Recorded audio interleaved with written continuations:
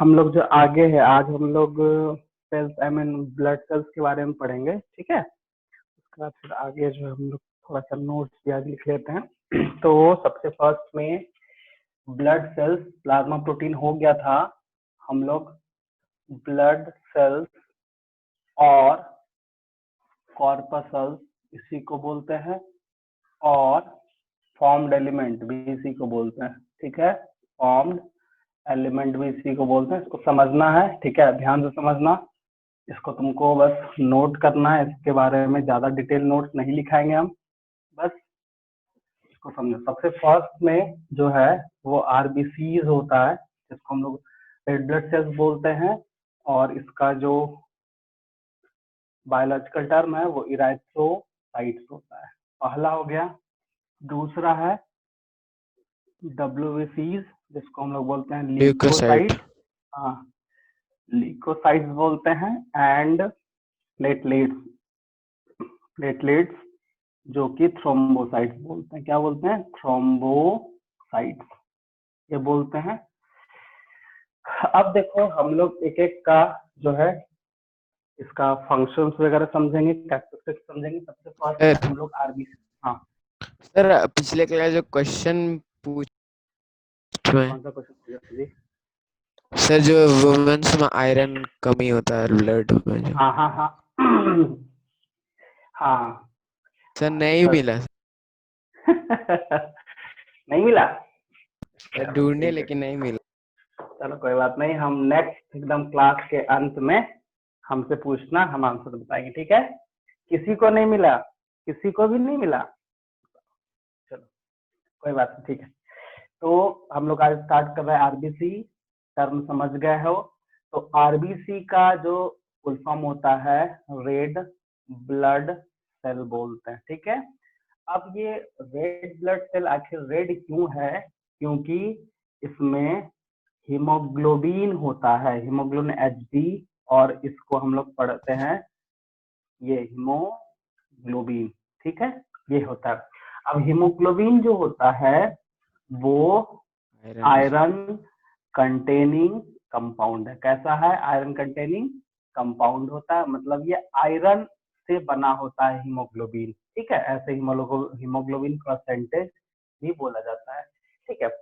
अब ये iron containing का मतलब समझो, अगर किसी के बॉडी में ब्लड का कमी हो जाता है तो उसको आयरन कंटेनिंग फूड लेना पड़ता है। जैसे ऐसे तो आयरन का गोली भी आता है, केला वगैरह, केला पपीता दूध ये सब खाने से जो है ना ये हीमोग्लोबिन बनाता है, और हीमोग्लोबिन जैसे जैसे बनेगा ये सेल भी ऑलरेडी बनेगा। क्योंकि रेड ब्लड सेल जो बोल रहे हैं हम, क्या बताया कि रेड ब्लड सेल क्यों? क्योंकि हीमोग्लोबिन की वजह से है। Haemoglobin is a red pigment. हम लोग ऐसा बोलते भी हैं कि हीमोग्लोबिन जो है एक तरह का पिगमेंट मॉलिक्यूल है, जो इसको क्या कलर प्रोवाइड करता है। और यही हीमोग्लोबिन का काम होता है कि ब्लड में ट्रांसपोर्ट जो करता है रेस्पिरेटरी गैसेस का, वो हीमोग्लोबिन से अटैच्ड होके वो ट्रांसफर होता है, ठीक है।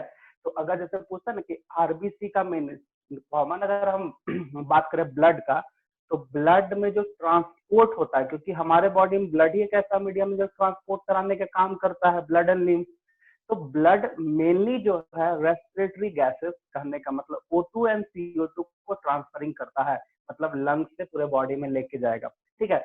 उसके अलावा ब्लड का और कुछ ट्रांसपोर्ट, जैसे न्यूट्रिएंट लेके जाएगा, हार्मोन लेके जाएगा, वेस्ट मटेरियल लेके जाता है, और बहुत सारा कुछ वो लेके जाता है। बट मेनली जो ब्लड का काम होता है वो ऑक्सीजन एंड कार्बन डाइऑक्साइड के ट्रांसपोर्ट में हेल्प करता है, मतलब कि आरबीसी का काम वही है। दूसरा, आरबीसी रेड क्यों होता है? क्योंकि हीमोग्लोबिन एक मॉलिक्यूल है जो इसको pigment I mean colour provide करता है, तो हीमोग्लोबिन पिगमेंट भी हम लोग इसको बोल सकते हैं। और ये हीमोग्लोबिन किससे बनता है? आयरन से बनता है, ठीक है। दूसरा जो इम्पोर्टेंट चीज है कि ये नॉन न्यूक्लिएटेड होता है। नॉन न्यूक्लिएटेड मतलब समझे? इसमें न्यूक्लियस नहीं होगा, या कहीं कहीं ई न्यूक्लिएटेड बोला जाता है, ठीक है।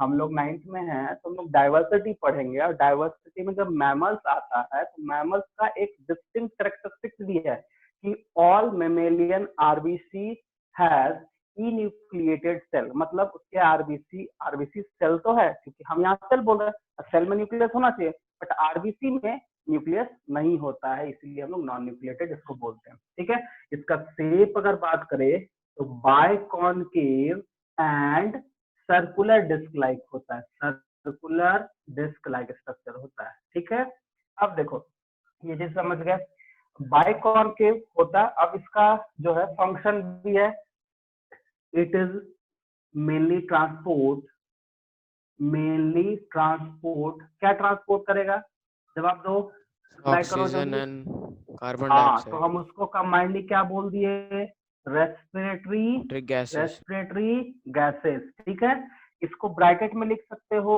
O2 एंड CO2, इस तरह का लिख लो।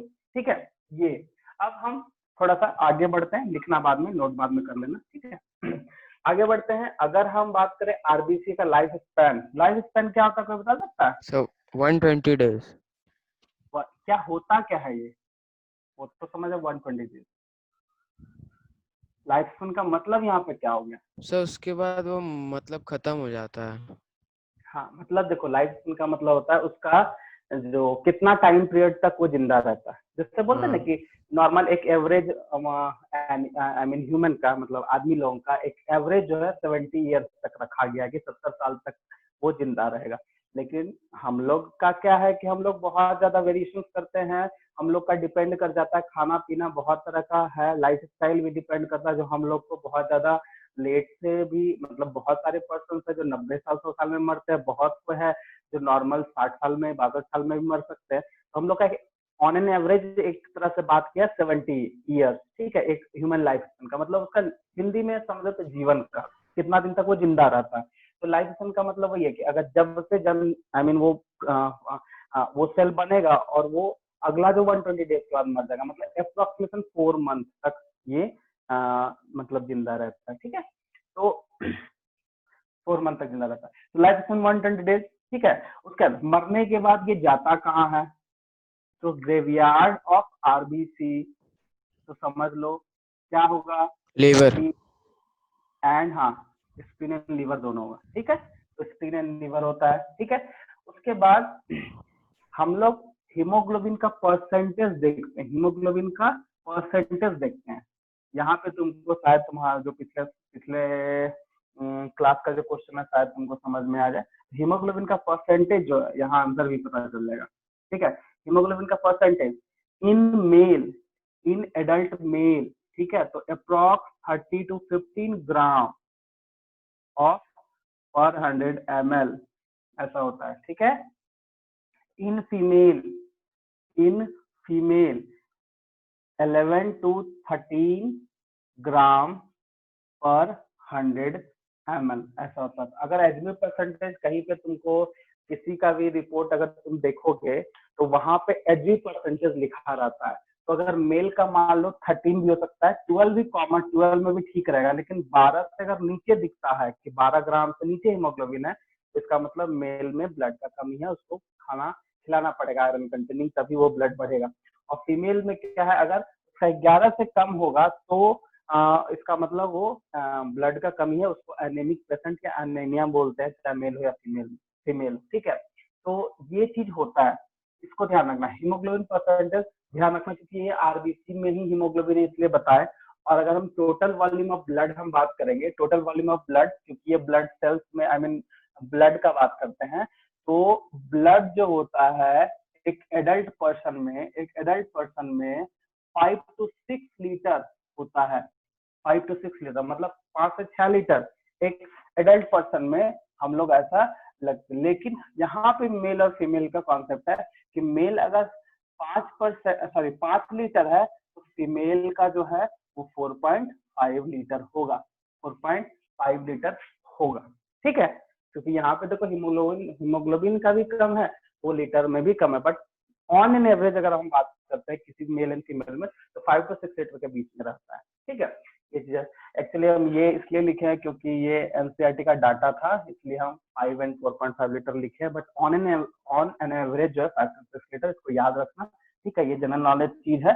ठीक है, ये है और 10th में ये आएगा भी। तो हम लोग इतना कुछ जाने कि ये क्या होता है। Iron containing non nucleated biconcave and mainly transport करता है किसका, रेस्पिरेटरी गैस का लाइफ स्पैन समझ लिए, ग्रेवियार्ड समझ लिए, और हीमोग्लोबिन का परसेंटेज मेल एंड फीमेल समझ लिया। ठीक है, तो आरबीसी का जो है वो मेनली काम होता है क्या, क्योंकि ब्लड सेल्स में हम लोग जानना है, आरबीसी का मेनली काम होता है कि वो रेस्पिरेटरी गैसेस को ट्रांसपोर्ट कराने में हेल्प करता है, और वही मेन काम है ब्लड का। इसके अलावा जो भी ट्रांसपोर्ट करता है वो एक तरह का एसेसरी फंक्शन में आता है। ठीक है, इसको नोट करो, नोट कर लो पॉइंट वाइज। ठीक है, बट हम इसका नोट्स लिखाएंगे तो 2-3 लाइन ही लिखाएंगे। डब्ल्यूबीसी में बहुत सारे टाइप्स है, बहुत सारे टाइप ऑफ, इसमें 5 टाइप का सेल है, वो भी अभी हम इसी तरह बता दिखा देंगे, उसको लिख लेना। और प्लेटलेट्स तो खैर है, चलो इसको नोट कर लो।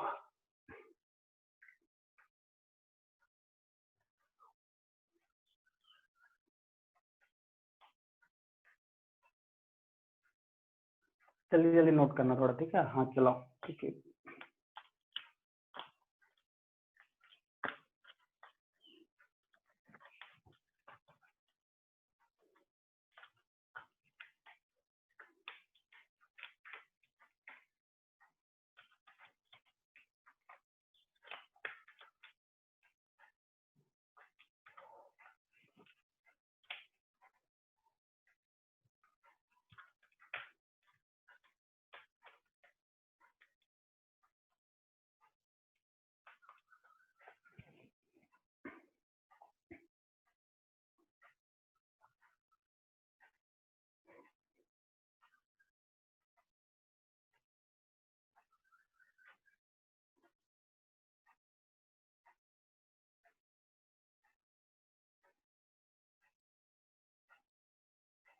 हो गया, नोट कर लिए?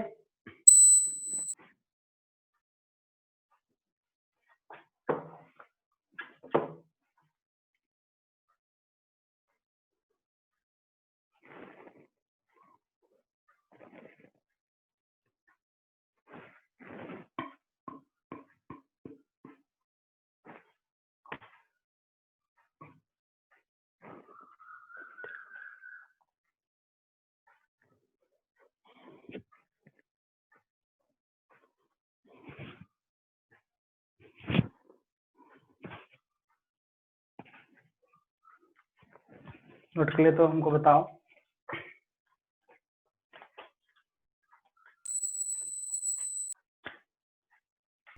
Yes sir.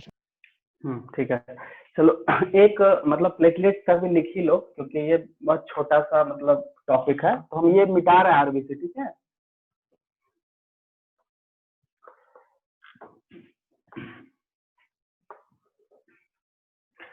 प्लेटलेट जो होता है, ये जो प्रेजेंट होता है, इसका स्ट्रक्चर ये फ्रेगमेंट्स में होता है। ठीक है, फ्रेगमेंट्स में, छोटा छोटा पार्ट में ये होगा, फ्रेगमेंट, सेल फ्रेगमेंट इसको बोलते हैं लोग, सेल फ्रेगमेंट्स में ये प्रेजेंट होता है। और इसका काम होता है, it help in clotting mechanism, clotting mechanism, clotting mechanism. ठीक है, क्लॉटिंग मैकेनिज्म मतलब जब मान लिया जाए कोई भी पर्सन का टिश्यू इंजर्ड होता है या फिर किसी तरह से ब्लड रिलीज होता है, तो वो ब्लड को हम लोग क्या करते हैं, कॉमन मान लिया जाए कोई खेल रहा है बच्चा, या फिर कोई भी किसी को किसी तरह से चोट लग जाता है और वह ब्लड निकलने, तो हम लोग क्या बोलते हैं, ब्लड को पकड़ के रखो, दबा के रखो। क्यों ऐसा, क्योंकि ब्लड अगर बाहर आ जाएगा तो हम लोग के बॉडी में एनर्जी जाएगा ही नहीं, और जिसके कारण ब्लड लॉस के कारण आदमी मर भी सकता है। तो छोटा मोटा जो चोट लगता है नॉर्मल, अगर मान ली बड़ा एक्सीडेंट हुआ तो अलग बात है, ठीक है, लेकिन छोटा मोटा खेल कूद रहे हैं या छोटा मोटा एक्सीडेंट हो गया, खरोच लग जाता है, चोट लग जाता है, तो क्या था, ब्लड बाहर निकल जाता है। तो उस ब्लड को हम लोग दबा के रखते हैं, क्योंकि वो जब दबा के रखेंगे तो वहां पर क्लॉटिंग मैकेनिज्म, मतलब क्लॉटिंग मैकेनिज्म होने के बाद 4 से 5 मिनट बाद देखना ब्लड बंद निकलना बंद हो जाता है। उसी को जो निकलना बंद हो जाता है, इसको मतलब इंजुरी को, जो लीकिंग ऑफ ब्लड है, जो लीक कर रहा है ब्लड, उसको जो रोकता है, उसी मैकेनिज्म को क्लॉटिंग मैकेनिज्म बोलते हैं। मतलब हम लोग बोलते हैं ना कि खून का थक्का जम जाता है, ठीक है, तो जो थक्का जमना है वही मैकेनिज्म जो होता है वो क्लॉटिंग मैकेनिज्म बोलते हैं। ठीक है, और ये मेंटेन होता है प्लेटलेट्स के कारण, मतलब थ्रोम्बोसाइट सेल के कारण। ठीक है, ये बस इसका इतना ही है, और यही इसका है, मतलब उसका जो स्ट्रक्चर है वो फ्रेगमेंट्स में होता है, छोटे छोटे पार्ट में होता है, इसलिए सेल फ्रेगमेंट लिखिए, और इसका फंक्शन यही है, ये नोट कर लो। देखो एक और चीज है कि जब ब्लड हम स्टार्ट किए हैं तो आरबीसी में जब तुमको लिखाए हैं तो वही कैरेक्टरिस्टिक्स भी है, इसलिए आरबीसी एंड प्लेटलेट्स के बारे में हम नहीं लिखाएंगे। डब्ल्यूबीसी के बारे में जो है 2-3 लाइन का जो शॉर्ट नोट्स होगा तो तुम्हारे लिए इंपॉर्टेंट एकेडमिक के लिए वो जरूर लिखाएंगे, ठीक है, क्योंकि इसमें इतना ज्यादा इसका डिफरेंस, मतलब इसका टाइप है ना, टाइप को नोट कर लो, लेकिन पढ़ना तुमको एज ए एग्जामिनेशन के लिए वो 2-3 लाइन का ही है। बाकी आरबीसी का जो है उसको याद कर लेना। लाइफ स्पैन वगैरह छोड़ सकते हो, कोई बात नहीं, लेकिन उसका कैरेक्टरिस्टिक्स की उसका कैसा होता है, मतलब सर्कुलर शेप और बाइकॉनकेव एंड हम जो बताए थे ये तुम्हारा नॉन न्यूक्लिएटेड होता है उसका, हाँ हाँ, और वो उसका फंक्शन क्या है, वो 3 चीज तो लिखना ही लिखना नोट में, साथ साथ वो रेड क्यों है पिगमेंट की वजह से, मतलब इधर के कॉलम में जो भी तुमको दिखा था वो सारा तुम्हारा आरबीसी का पॉइंट वाइज नोट हो गया, ठीक है, उसको हम लिखाएंगे नहीं, प्लेटलेट्स का काम है। डब्ल्यूबीसी का सेल के बारे में हम बता देते हैं और इसका 2-3 लाइन में हम खत्म कर देंगे, जो कि इंपॉर्टेंट हो, नोट करो इसको, तो नोट कर लिए होगे, ठीक है, इसको मिटा प्लेटलेट्स मिटा देते हैं। यस सर, ठीक है, चलो इसको समझना, ठीक है, इसको समझ सकते हो, समझ जाओगे तो तुम इसका नोट्स आराम से अपने से भी लिख सकते हो 3-4 लाइन में, कोई दिक्कत नहीं है। तो हम बता रहे हैं डब्ल्यूबीसी। अच्छा, एक चीज सोचे हो कि इसका नाम ल्यूकोसाइट से क्यों पड़ा? कोई बता सकता है?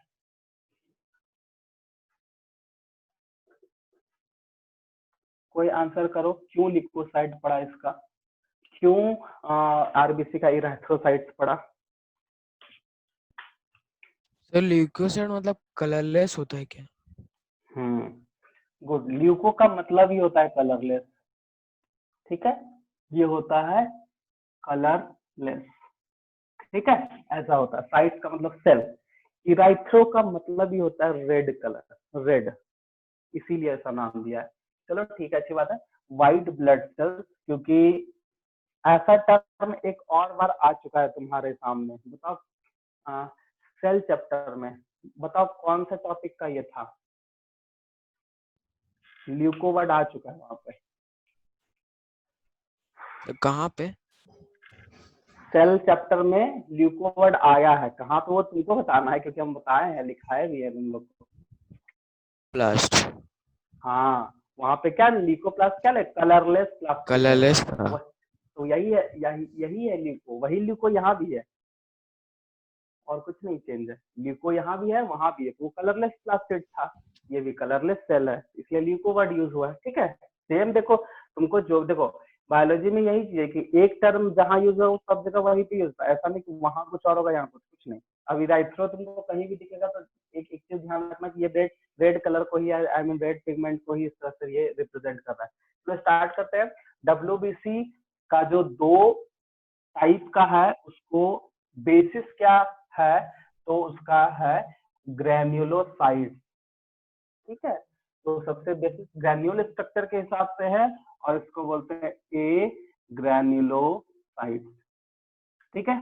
देखो तो सबसे फर्स्ट में ग्रेन्युलोसाइट्स में 3 सेल होता है, ठीक है, एक है तुम्हारा बेसोफिल, एक है और एक है न्यूट्रोफिल, और एक ग्रेनुलोसाइट्स में होता है 2, एक होता है मोनोसाइट और एक होता है लिम्फोसाइट, ठीक है। लिम्फोसाइट का फिर 2 टाइप है, इसको हम लोग टी सेल्स बोलते हैं और दूसरे को बोलते हैं बी सेल्स, ठीक है, T cells and B cell बोला जाता है। अब यहाँ पे ध्यान देना कि ग्रैन्युलो, ग्रैन्युलो वर्ड ध्यान रखना, ग्रैन्युलो मतलब ग्रैन्यूल, मतलब छोटा छोटा स्ट्रक्चर, छोटा छोटा एक तरह का, मतलब वहां पे अरेंजमेंट दिखेगा, जैसे मान लो ये सेल है और इसमें इस तरह का तुमको स्ट्रक्चर दिखेगा, एकदम ग्रैनुलर लाइक स्ट्रक्चर यहाँ पे तुमको दिखेगा।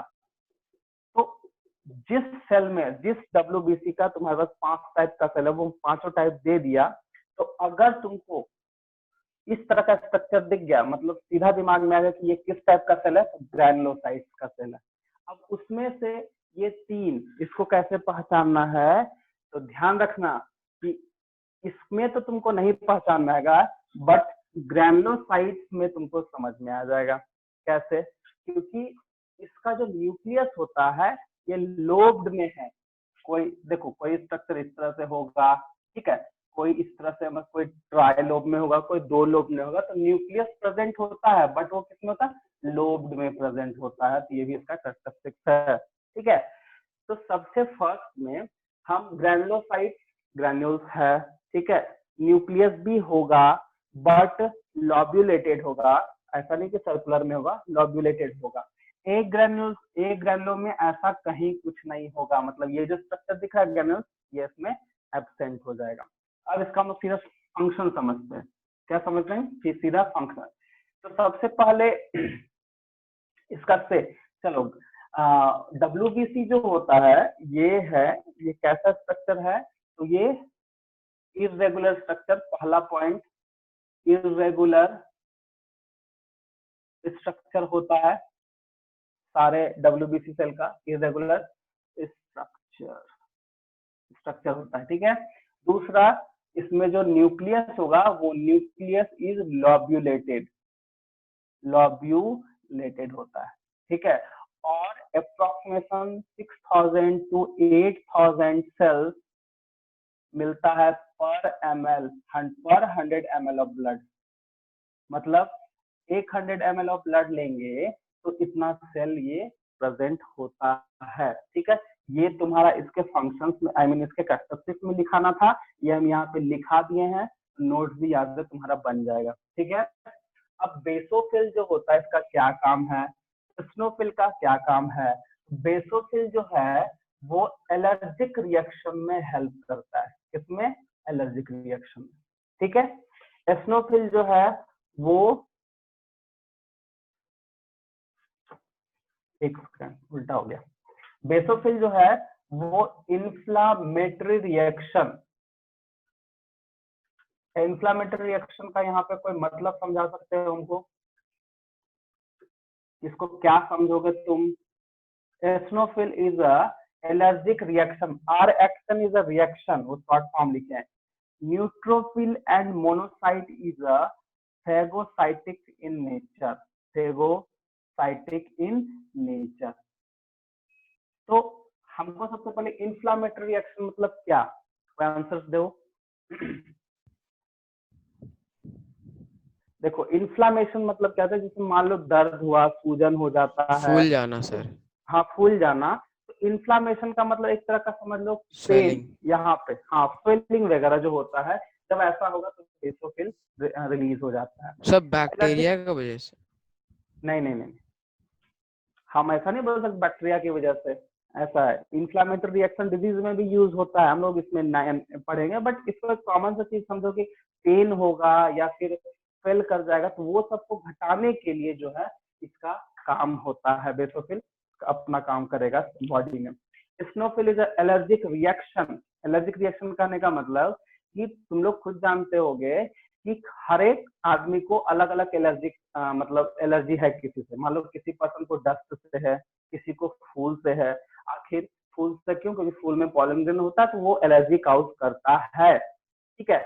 उसी तरह मान लो किसी को डस्ट से एलर्जी है, किसी को सन से एलर्जी है, एलर्जी में देखना क्या होगा, बॉडी में रेशेस वगैरह होना है। और किसी को डस्ट से अचानक से वो स्नीजिंग, छींकना ज्यादा होगा, नाक से पानी निकलना स्टार्ट, आंख से पानी निकलना स्टार्ट, इस तरह का जो रिएक्शन है वो एलर्जिक रिएक्शन है। तो जब कभी ऐसा कुछ होता है, देखो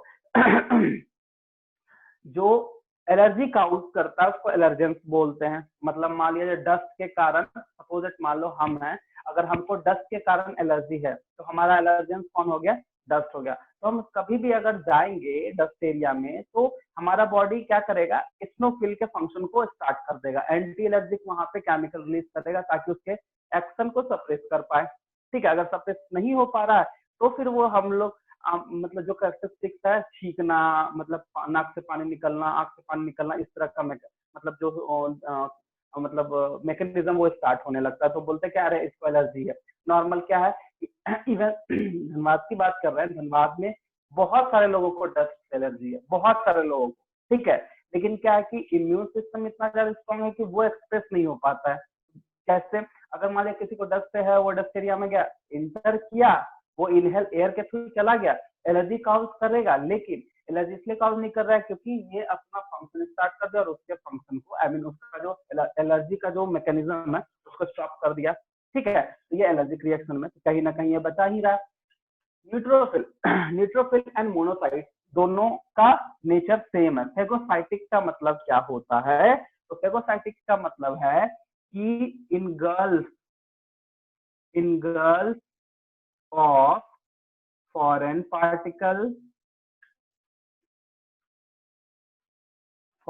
पार्टिकल या फिर बोल सकते हैं या सेल डेब्रिस या हार्मफुल सब्सटेंस ये चीज होता है यहाँ पे। ठीक है, मतलब देखो फेगोसाइटिक कहने का सीधा सी मतलब यही है कि फैजिक होना, आई मीन उसको इनगल्फ अपने सेल के अंदर रख लेना। सेल डेब्रिस मतलब वो कोई काम का नहीं है, कोई फॉरेन पार्टिकल है, कोई वेस्ट है, वो सब एक तरह क्लीनिंग का काम करता है ये दोनों मतलब बॉडी में। ठीक है, उसके बाद आते हैं हम लोग लिम्फोसाइट्स में T cell and B cell हम लोग पढ़ेंगे। टी का काम होता है, टी सेल का काम होता है बी सेल को डिफ्रेंशिएट करना, अब डिफ्रेंशिएट करने का मतलब यहाँ पे क्या होगा बताओ? डिफ्रेंशिएट मतलब टी सेल जो है वो प्रमोट करता है बी सेल के प्रोडक्शन में, और बी सेल जो है हमारे बॉडी में क्या बनाता है? एंटीबॉडी। क्या बना देगा?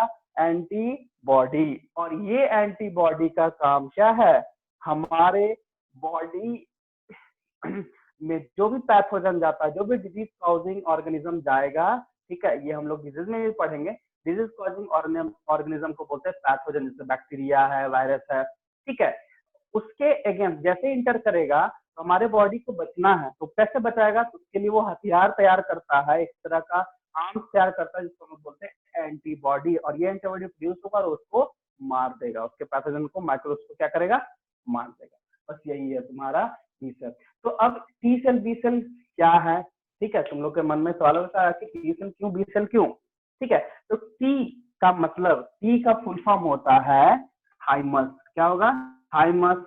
और बी सेल का होता है बोन मैरो। ये दोनों शायद सुने होगे तुम लोग, बोन मैरो तो सुने ही होगे। ठीक है, थाइमस हमारा इम्यून सिस्टम, आई मीन हमारा इम्यूनिटी प्रोवाइड करने वाला एक पार्ट है, ग्लैंड। ठीक है, थाइमस ग्लैंड भी होता है जो कि ये सब सेल को डिफ्रेंशिएट करके कहीं ना कहीं हमारे बॉडी में एंटीबॉडी प्रोडक्शन करता है, और उसका काम क्या होता है? उसको खत्म करना, उसको मारना। ठीक है, ये चीज है। तो देखो हम लोग जितना भी पढ़े, हर एक सेल का कहीं ना कहीं क्या काम है? हम लोग को बचाता है। क्या करता है? हम लोग को बचाता है किसी ना किसी फॉरेन पार्टिकल से, हार्मफुल सब्सटेंस से, मतलब कहीं ना कहीं बचाता है। इसीलिए डब्ल्यूबीसी सेल जो है एक तरह का हमारे बॉडी का डिफेंस सिस्टम है, या फिर बोल सकते हैं कि हमारे बॉडी का इम्यून सिस्टम की तरह काम करता है। तो हमारा बॉडी में इम्यून सिस्टम भी अलग सिस्टम है, लेकिन उस सिस्टम में क्या होता है? एंटीबॉडी का प्रोडक्शन, लेकिन एंटीबॉडी का प्रोडक्शन करे कौन? तो अल्टीमेटली डब्ल्यूबीसी का सेल ही हेल्प करता है। तो ये एक तरह से हम लोग को प्रोटेक्ट करेगा from harmful substances, foreign particle and pathogen. Pathogen किसको बोलेंगे बताओ? पैथोजन किसको बोलेंगे? जो सर डिजीज डिजीज कॉज करता कॉजिंग है। हाँ, ऑर्गेनिज्म। जैसे अभी बहुत अच्छा एग्जांपल है हमारे सामने, अभी कोरोना वायरस चल रहा है। ठीक है, कोरोना वायरस क्या हो गया?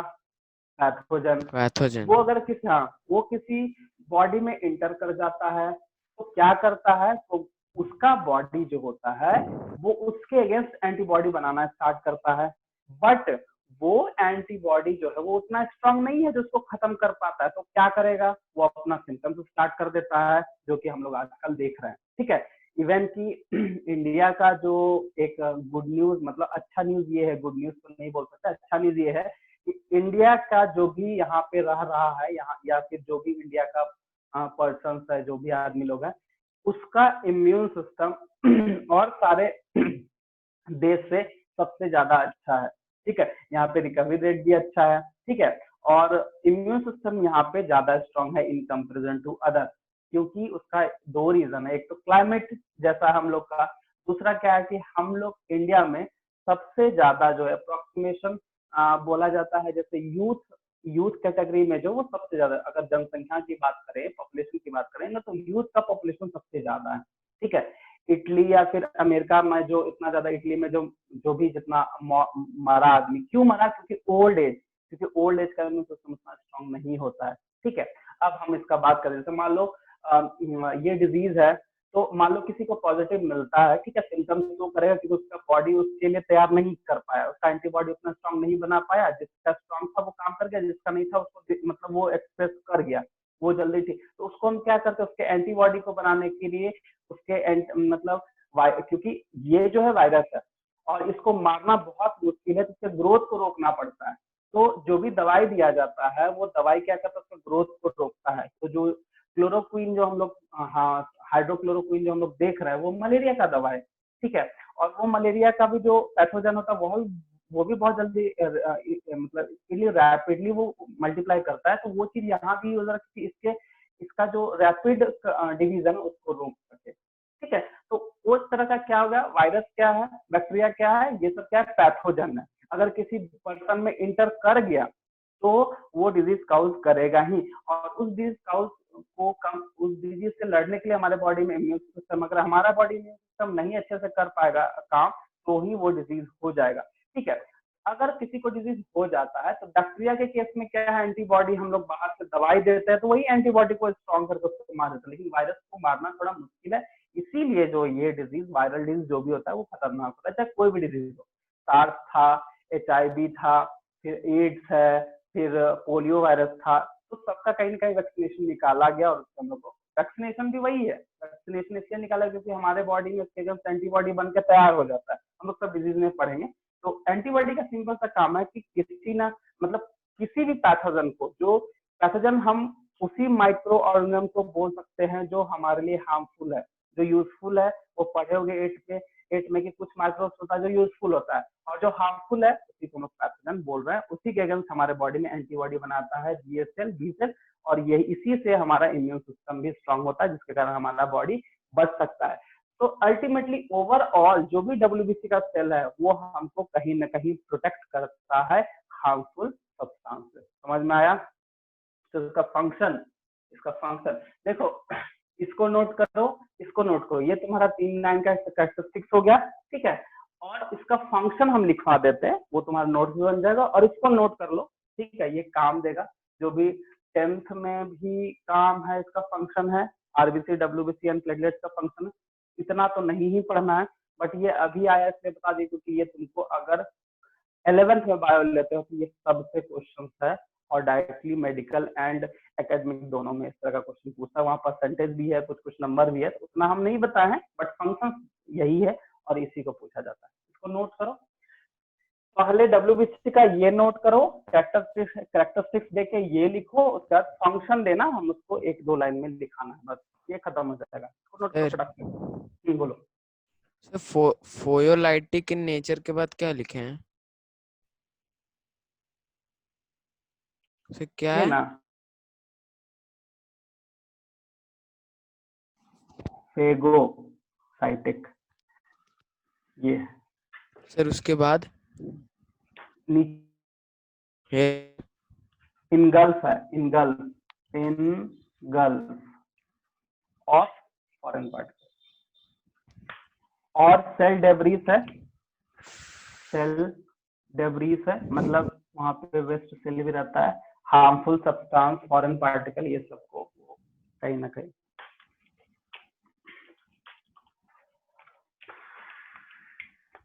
पहले इसको नोट करना, फिर ये कैरेक्टरिस्टिक्स लिख के ये लिख लेना, और फंक्शन हम लिखा देते, तुम्हारा नोट कंप्लीट हो जाएगा ब्लड का पूरा। ठीक है, एक्स्ट्रा को लिखाने का जरूरत है नहीं, मैं फर्स्ट में करा देगा।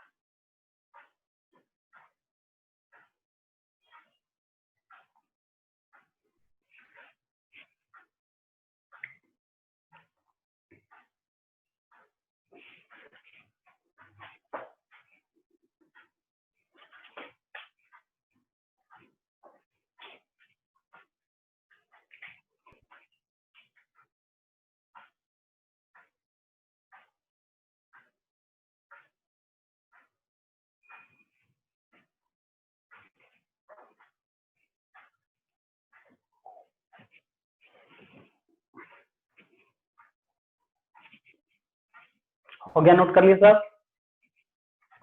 Yes sir. तो बोलो।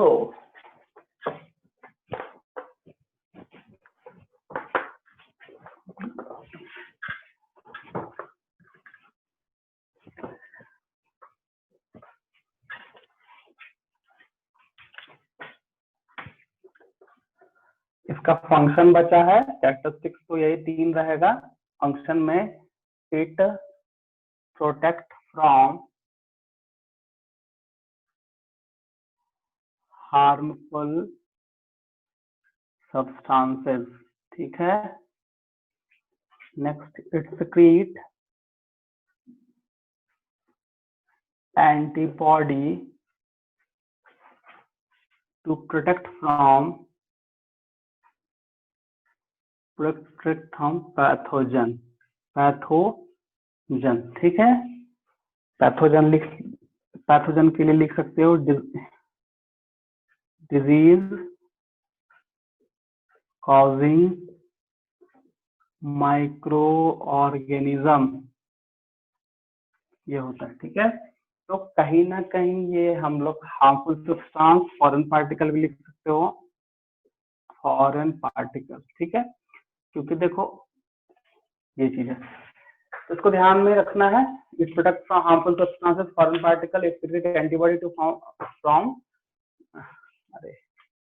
एंटीबॉडी फ्रॉम पैथोजन, ठीक है, फ्रॉम पैथोजन, बस यही है।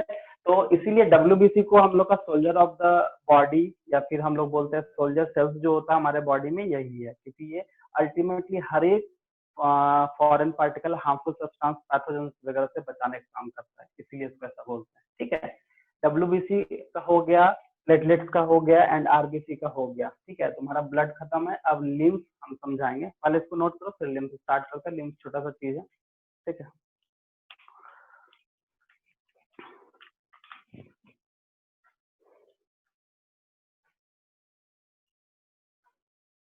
नोट कर लोगे, रिप्लाई करोगे जल्दी, बैठे मत रहना।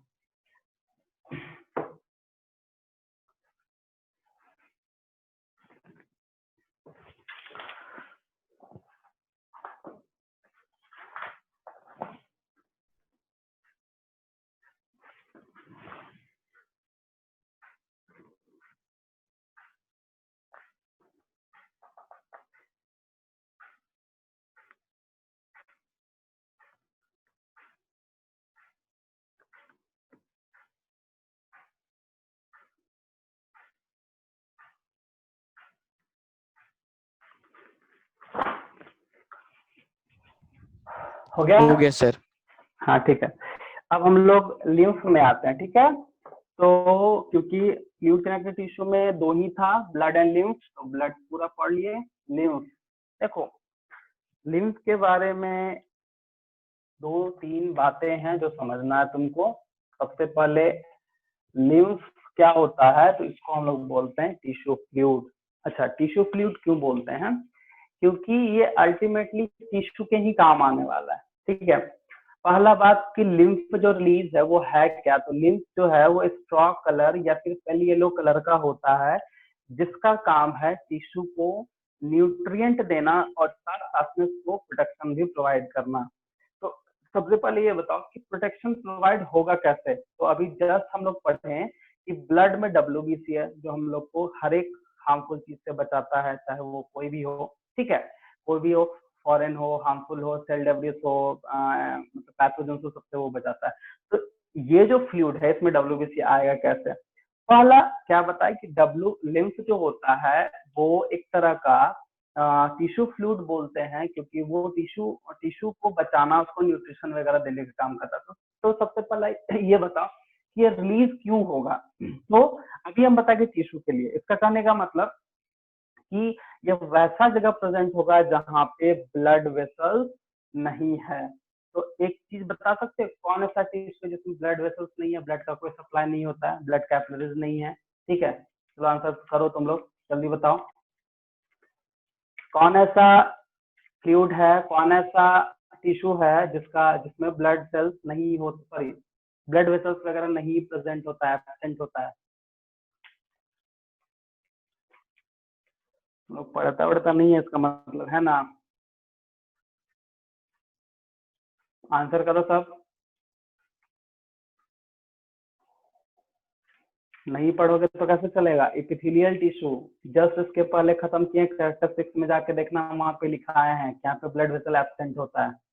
तो वहां का सेल को, वो जो टिश्यू है उसके सेल को कौन प्रोटेक्ट करेगा, तो ये लिम्फ ही प्रोटेक्ट करता है। तो लिम्फ क्या है, एक तरह का टिश्यू फ्लूइड है जो रिलीज करेगा कौन, बस वो स्पेस में प्रेजेंट होता है। मैं जैसे मान लो कहीं, जैसे मान लो ये टिश्यू है, ये टिश्यू है, तो ये बीच में रिलीज होता है।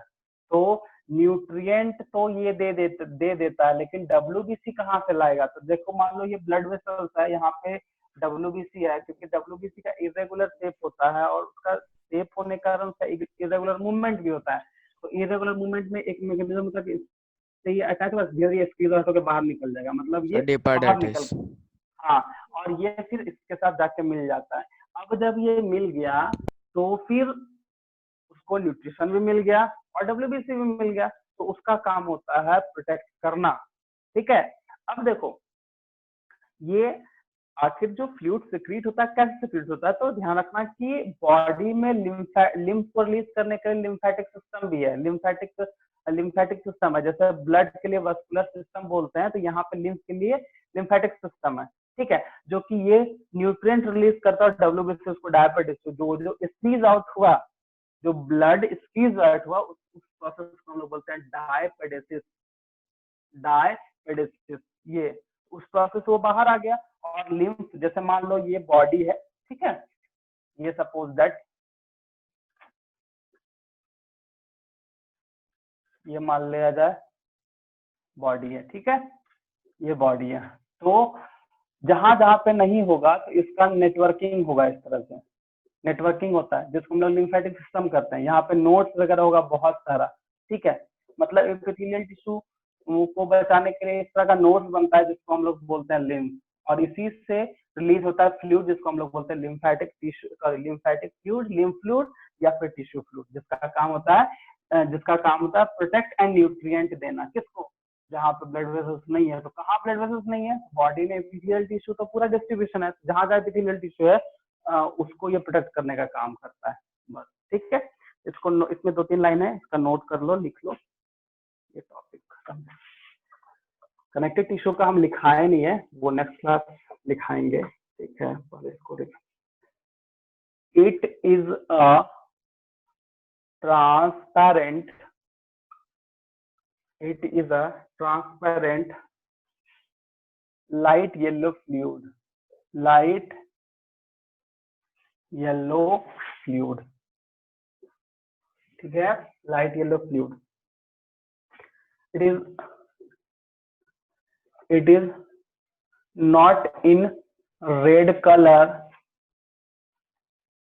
due to absence of, क्या होगा, due to absence of haemoglobin. हाँ, ठीक है। उसके बाद it contain WBC, ठीक है, it contain WBC and nutrient. तो इसका फंक्शन क्या हो जाएगा, तो it is help in production of tissue के प्रोडक्शन में हेल्प करता है, एंड प्रोवाइड न्यूट्रिएंट। बस यही चीज है, ठीक है, इसको नोट करो।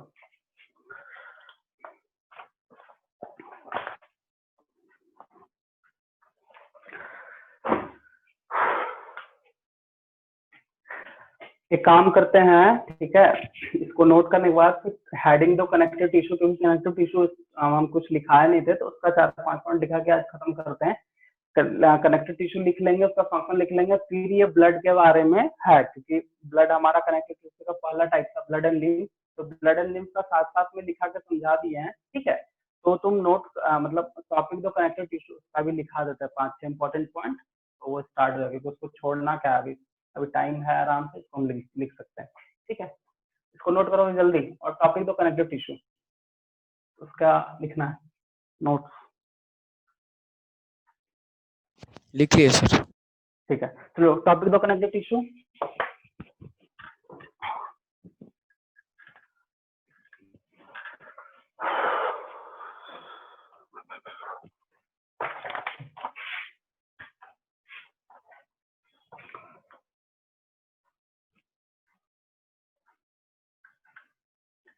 कनेक्टिव टिश्यू, ठीक है। पहला फर्स्ट पॉइंट है, it is a binding,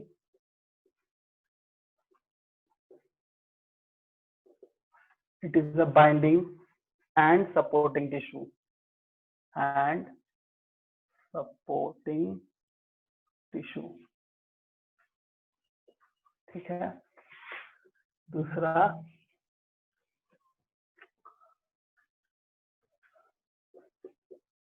most abundant tissue is present in body, in human body, ठीक है। it form a sheet, it form a sheet around the organs, around the organs, ठीक है।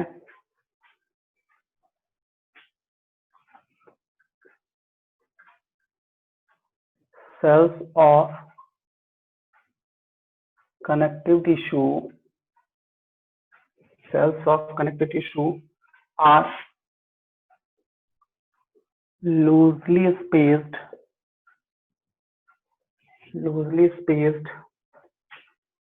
and embedded in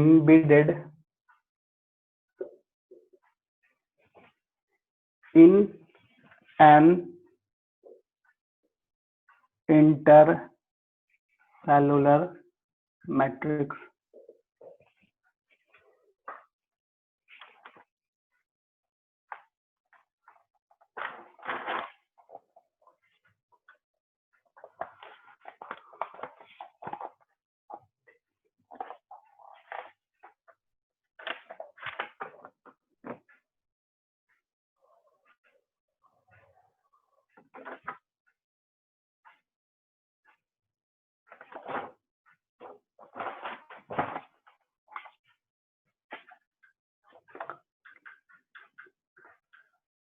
Basically,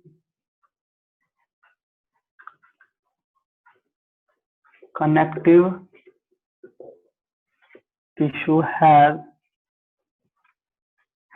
matrix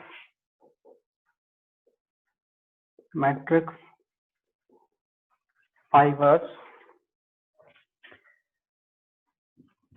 and cells, ठीक है। मतलब देखो, connective tissue has matrix, connective tissue fibre and connective tissue cells होता है, ठीक है।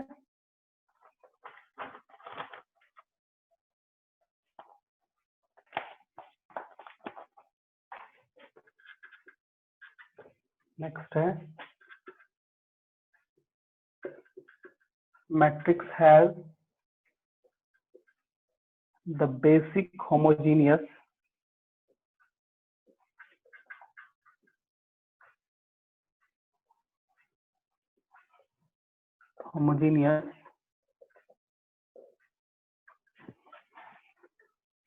ground tissue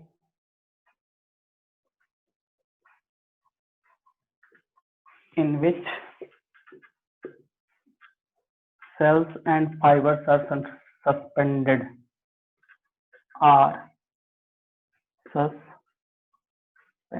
ठीक है। चलो, ये हो गया। इसका फंक्शंस लिखेंगे इसके बाद, जल्दी से इसको नोट करो।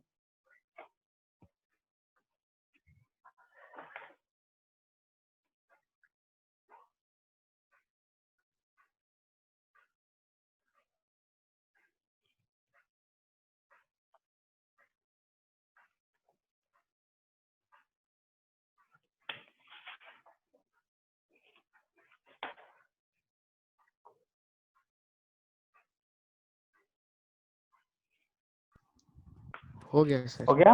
हाँ ठीक है, अब इसका फंक्शन लिख लेते हैं। 4-5 फंक्शन है।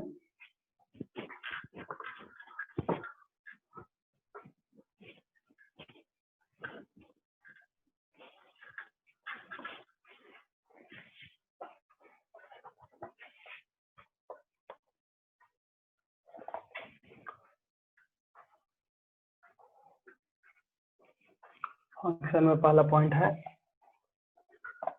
It binds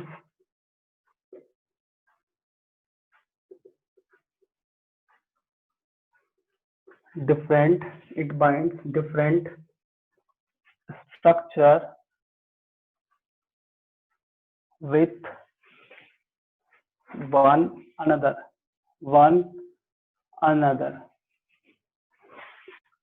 example bone to muscles, okay? Bone to muscles with skin, ये दूसरा फंक्शन है it form a supporting framework, it form supporting framework of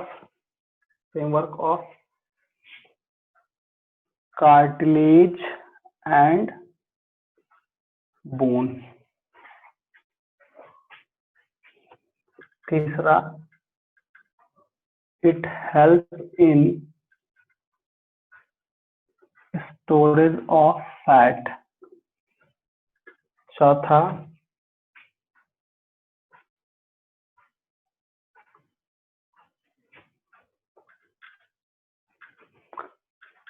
it help in repair of injury tissue. पांचवा it provide protection from pathogen and foreign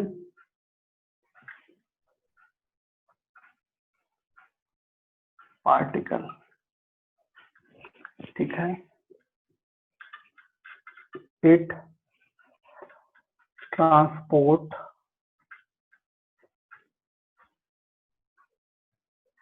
material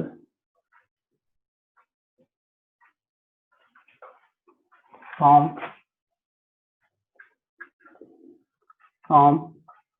one place to another. ठीक है,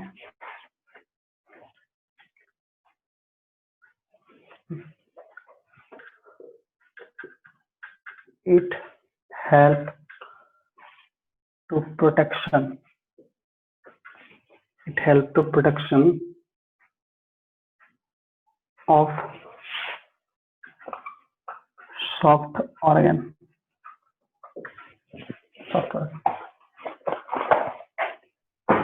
ये blood आज का खत्म हो गया और ये इसका है। ठीक,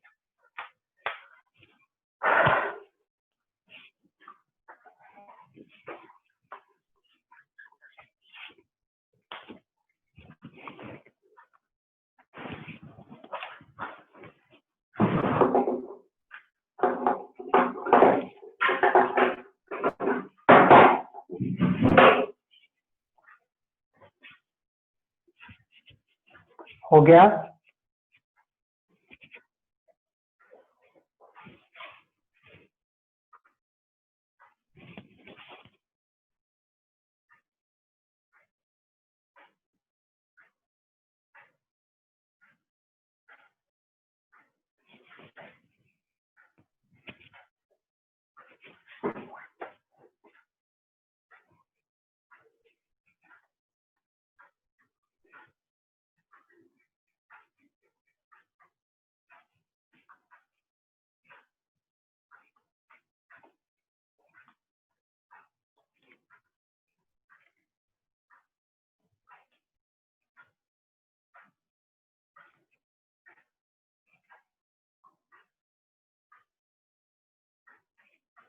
सर हो गया।